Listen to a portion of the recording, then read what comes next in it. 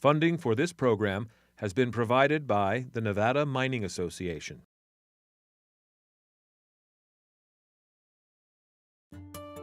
The Nevada Mining Series has explored the history of our silver state through the legacy of the Comstock. We've learned about the raw materials we mine and how we use them in our daily lives. We've seen how a 21st century mine operates and how the industry mitigates its environmental footprint. Now, let's explore Nevada's mining economy. From the direct jobs created at the mines to the numerous vendors, suppliers, and support companies, the taxes and the charities. The economic impacts from mining have broad effects across the state. You don't see it in Las Vegas because the mines maybe aren't located directly in town, but there are a variety of industries here in Las Vegas that are operating specifically because of the mining industry. So they are supplementing the mining industry.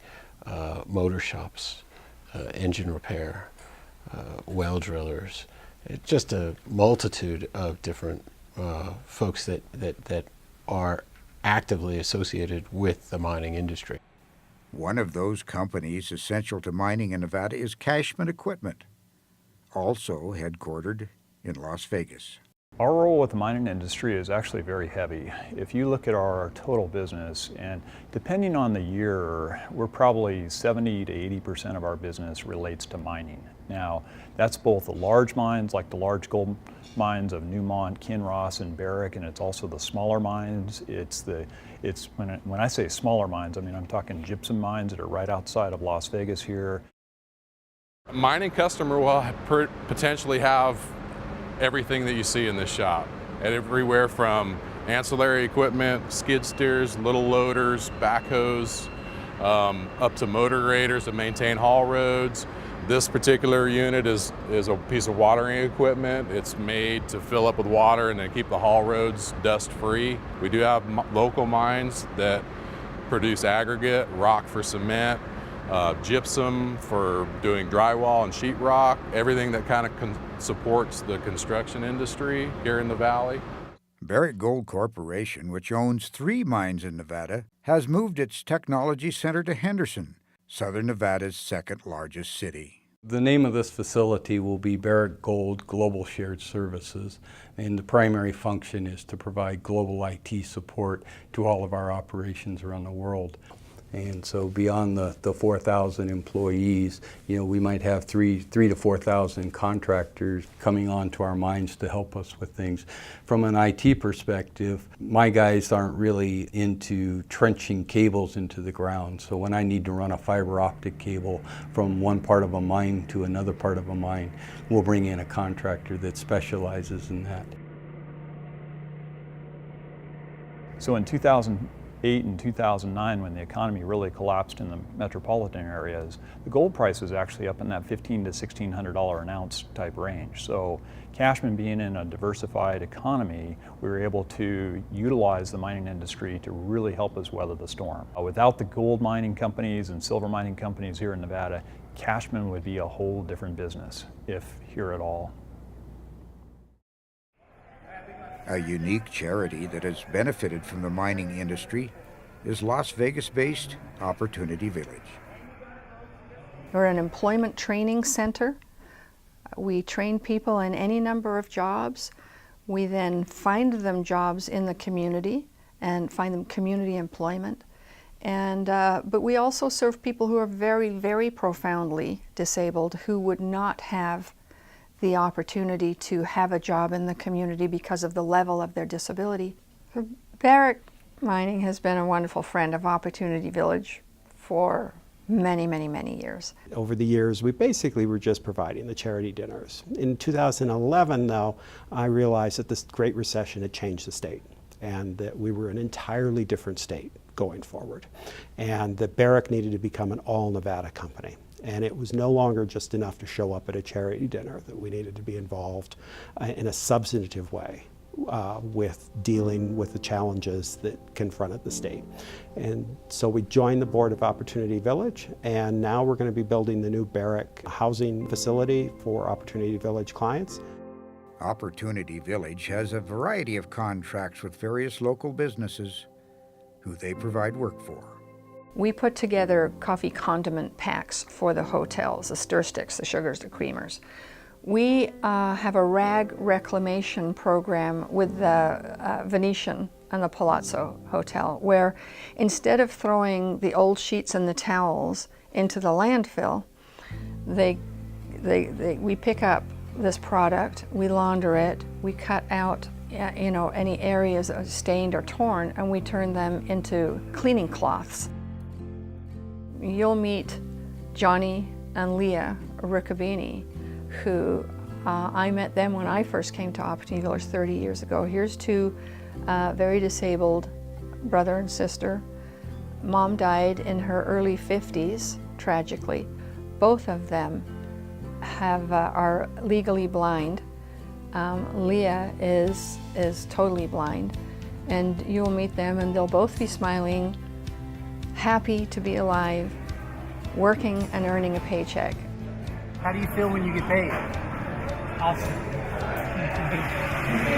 I like working here, making the money, and I like the staff, and I like my friends. And Opportunity Village is a fantastic organization. We're large supporters of OV, and they actually do work and services here at Cashman Equipment. There's a great relationship there, and like I said, it's a really, really good program.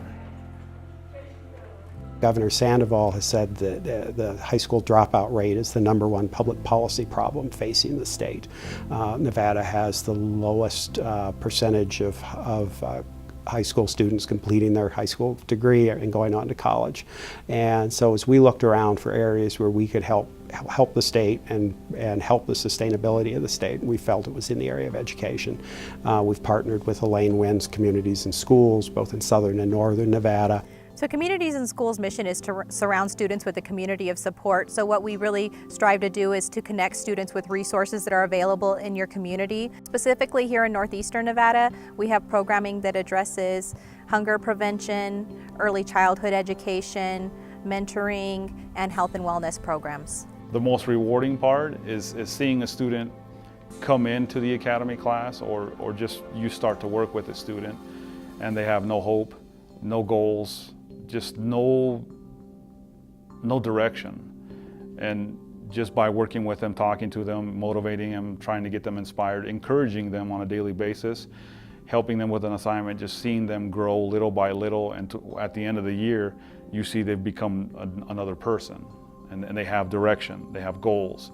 They see college and high school graduation as an actual real thing that they can accomplish. 70% of our students statewide who attendance is an issue for them have improved their attendance. Statewide, 87% of our youth who are at risk of not graduating graduated in the 2013-14 school year. While charitable organizations and numerous companies benefit from mining in Nevada, some have argued that a special provision written into the Nevada Constitution in 1864 shields the industry from paying its fair share. In 2014, voters were asked to decide whether to remove the net proceeds tax and free up the legislature to determine how much mining should contribute. Essentially, the net proceeds of mines is an industry-specific tax, essentially a property tax, that's imposed specifically on the material that's generated by mining industries. You can always deal another deck of cards. You can always sell another hamburger. You can sell another car. You can always regenerate those taxes, will always be coming in.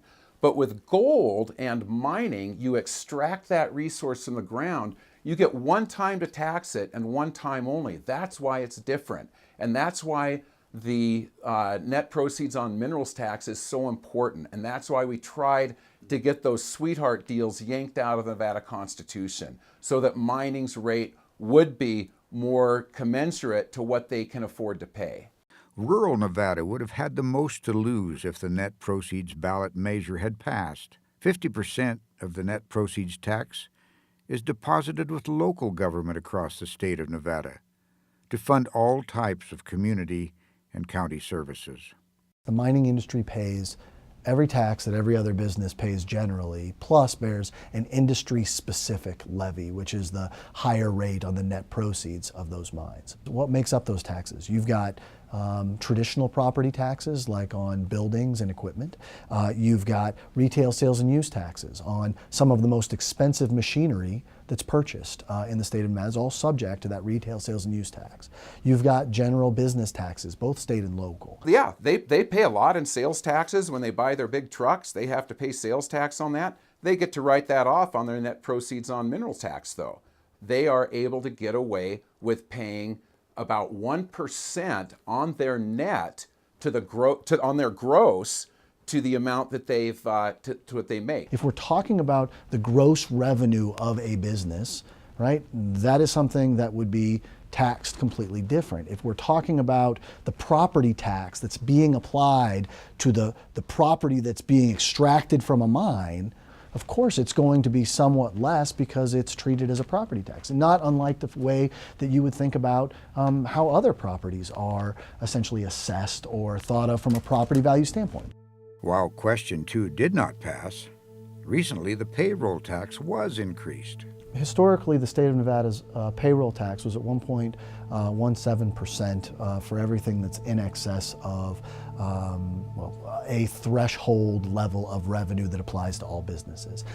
In the 2015 legislative session, that was increased to 1.475%, applied to all businesses across the board, so that's a 26% increase. However, the mining industry went from the 1.17% up to 2%, which is higher than other businesses except for financial institutions, which are also taxed at the 2% level. You know, Nevada's a unique state. It doesn't have a personal income tax. It doesn't have a corporate income tax. It's dependent on gaming, sales, modified business taxes, the mining tax. I think as an employer, I think we pay the highest per employee level of taxes in the state. I think it's something around $25,000, $26,000 per employee. If we tax them more, they can, they're not going to lift up the whole Carlin Trend, the second largest gold mining deposit in the world. They're not going to lift that up and take it to another lower tax environment. If they were taxed on gross gaming receipts, on their gross receipts like the gaming industry was, they'd pay a lot more. The net proceeds of mines is a property tax, and that's really a sharp distinction. Yes, the gaming industry pays a gross gaming tax. There's no doubt about that. Really, in the state of Nevada, the gaming tax is unique in that regard. There aren't other businesses that pay a tax like the gaming tax in the state of Nevada. Some of us would love to see a state that actually works, a state that is not last in everything. And in order to do that, we have to tax the people and the corporations that are taking this wealth out of the ground and force them to leave a little bit of it here, not just a measly 1%.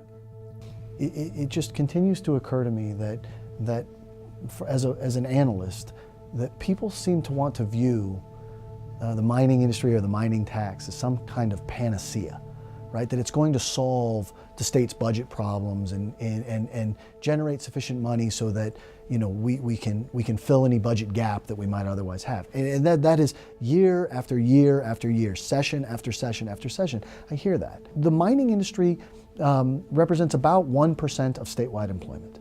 It represents about 2% of statewide wages and salaries. It represents, let's say, about 4.5% to 5% of the state's domestic product.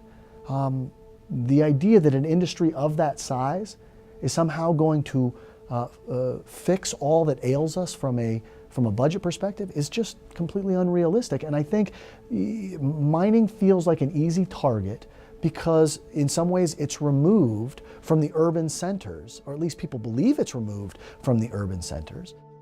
Mining companies often invest many years and hundreds of millions of dollars in exploration, permitting, and construction of the mine site before they can produce a product that can create a return on investment as well as provide tax revenue. If you have a monster major investment here in the state and yet you're unsure of the taxes and what are the taxes going to do, then they're unsure as to whether they're going to buy products and need service and support for their projects and their mining applications. So we see some uncertainty from the miners based on what the legislation is doing or not doing, and then that uncertainty trickles down to us, which causes us some concerns. For every one mine employee, there are an average of 3 contract employees or support employees. And so the support companies, we have over 500 of those in Elko alone, and there are certainly lots more in the state. So the impact if mining were to go away is much bigger from those support companies than it is the mines themselves. We provide all kinds of specialized services. We're a general industrial contractor basically, but we do have some service specialties. We install conveyor belt, we work on a lot of process equipment, we have an electrical service group. Basically, we work on all kinds of stuff that makes rock little and moves it from one place to another in the mining process. Our headquarters are in Elko, Nevada now. We actually moved our corporate facility from Portland, Oregon to Elko. We just felt like there was a good economy of scale to get everything under one roof. Nevada is our largest service center, and bringing our corporate office here all together just made a lot of sense for us. New technology has allowed for mining companies to return to old claims, to access the precious metals unrecovered during the early days. Recently, Comstock Mining returned to the birthplace of mining in the state to explore its potential, a dilemma for the residents of tiny Silver City, who thought their community's master plan protected them from new mining within the town's borders. History is not only for the past. We're making it. And the fact that this was, at one time, the richest place on earth, it's still one of the top 10 mineral districts in the world. And it deserves to have its resources used and mined responsibly. Emphasis on responsibly. I think I can speak for most everybody in our community. We're not anti-mining. The mythology of mining and the contributions of mining to the state of Nevada are profound. And obviously the Comstock is the birth of mining in the state of Nevada. But this community grew out of a ghost town in the 1960s and developed a terrific residential identity. The county of Lyon County that we're in recognized the quality of the residential community here through its master planning efforts. And so for 40 some odd years now, within the boundaries of the town of Silver City, we have had residential zoning. The company does have mining property at the southwest end of the area, by definition outside the town limits. Some will argue where the town limits are, but these are patented mining claims that go back to the 1800s, and property owners on both sides have rights. It's a National Historic Landmark District, which makes it very important on a national scale. The Comstock Historic District Commission regulates architectural building within the town. So if I want to paint my house a different color, I have to go ask permission. And they have a series of paints that are approved colors. If the mining company wants to dig a big hole in the ground, they don't have to ask anybody. Well, I guess I sort of naively thought that if I lived in a historic area, there would be protections in place for that history. And that was an error on my part, because there are very few protections. This community will show up, it will express itself, and it will express displeasure with our public officials choosing industry over community. While Comstock is actively mining in the area, currently they are just doing exploration drilling adjacent to Silver City to determine whether they will do above or below ground mining. We're extremely sensitive in this area. This is a national landmark, and we have rolling reclamation, so we can never expand beyond 120 acres without reclaiming the same amount of acres behind us have to be reclaimed before we can disturb more acres in front of us. So the method of planting that we're using here is the same as we use in our surface mine. And in our surface mine, we've made a commitment to the community because of us being so close to neighboring communities and a tourist area. We made the commitment to reclaim 70% of our surface mine, and that will leave 30% of the high wall that we'll treat with an oxidizing agent to age the rocks so that they don't stand out as yellow scars. They'll look like some of the older cuts. And then the remaining 70% will be sloped and backfilled, and then it's planted. And we completed a portion of that, maybe 10% this spring, and we'll complete about another 20% next spring. The tunnels left over from the Comstock era provide important insights to the current operation. What we use these historic workings for is think of this as being a large core hole where we can actually go in and look at the rock characterization of the fractures, the rock types themselves, the integrity of the rock, the grade of the rock, how the mineralization is placed in the rock. You have a 400-foot length of tunnel you can go through. It's overwhelming how much information you can gather. Comstock Mining has also made an investment in restoring some of the area's historical mining sites. The organization was established in 2013. It came out of an idea from Comstock Mining in 2010 that they wanted to not only come to this area to mine the ore, but also invest in the preservation and restoration of a lot of the historic structures and mining sites that are continuously deteriorating in the area. We started with the Upper Yellow Jacket hoist, which is a head frame for the Yellow Jacket mine. It has a significant history on the Comstock and the Gold Hill area. This last winter, the winds would have taken it down for sure. We spent in excess of $100,000 for it. Everybody sees it when they come up here through Gold Hill. Anybody that rides the train goes right past it. Things like that need to be taken care of, and there's no private money out there to do it. Another part of the state that was key to the early mining success of Nevada is Searchlight, just south of Las Vegas. This mine that we're standing next to right now is on the New Year's Gift fraction shaft, and it was the main portion of the mine. Most of the mining was done from this shaft. The original Searchlight Mine shaft was over the hill from here, and it was the first place where my great-great-grandfather discovered gold. He was camping there one night, struck a match, thought he saw the glitter of gold, and in the morning prospected there and did in fact find gold, and named that first claim after the match company, the Searchlight Match Company, and that's where the mine took its name from. Then the town became the Searchlight Mining District, then the town of Searchlight, then it became the city of Searchlight. The mine was founded in 1897, and it functioned on a daily basis up until, let's say, 1915, 1916, somewhere in there. Then the war came along, and the war said only strategic materials could be mined, and this was not considered a strategic material. A geologist years ago came in here and said the outcroppings are very similar to the outcroppings in the Carlin area. The difference here is that the values of our outcroppings were actually larger or higher than they were up in Carlin. So this is potentially a more valuable piece of property than Carlin. We've had the privilege of being able to share our legacy here with the UNLV Geology Department.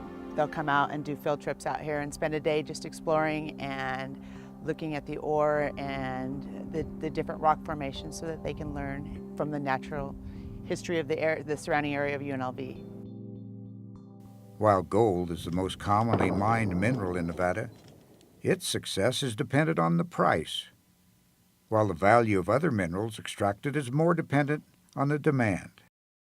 Diatomaceous earth is an example of one of many industrial minerals mined in Nevada, and is in dozens of our products we use daily, from filtering of our beverages, to producing enzymes for cleaning products, to make our paint brighter, or even to help our food grow. The demand for it continues to expand. What we have here is diatomaceous earth, but we're also mining clay and perlite in different parts of the world. The great thing about our product is it's not a commodity. So our product is going into hundreds of different markets around the world. We actually ship this to over 100 different countries around the world. The mine here will last for several more years, And then our mining and exploration team, they're always looking through Nevada to find us additional mines, additional DE or additional perlite to source. There's probably hundreds and hundreds of years of diatomaceous earth or diatomite and perlite here in Nevada available for us to stay in existence for a long, long time.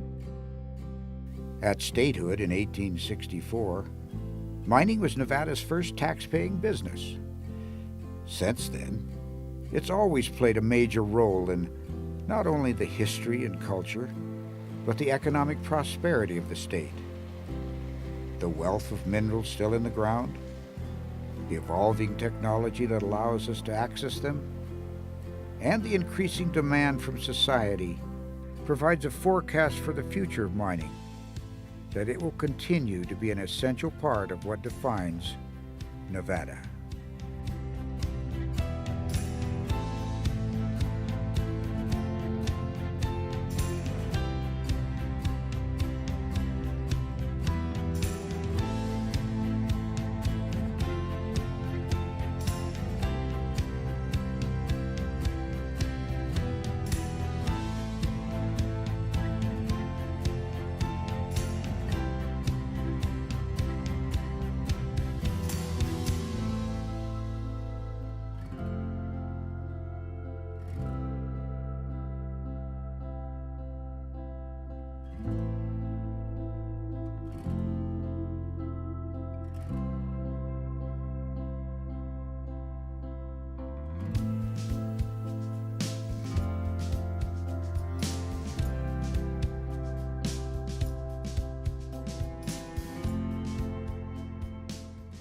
Funding for this program has been provided by the Nevada Mining Association.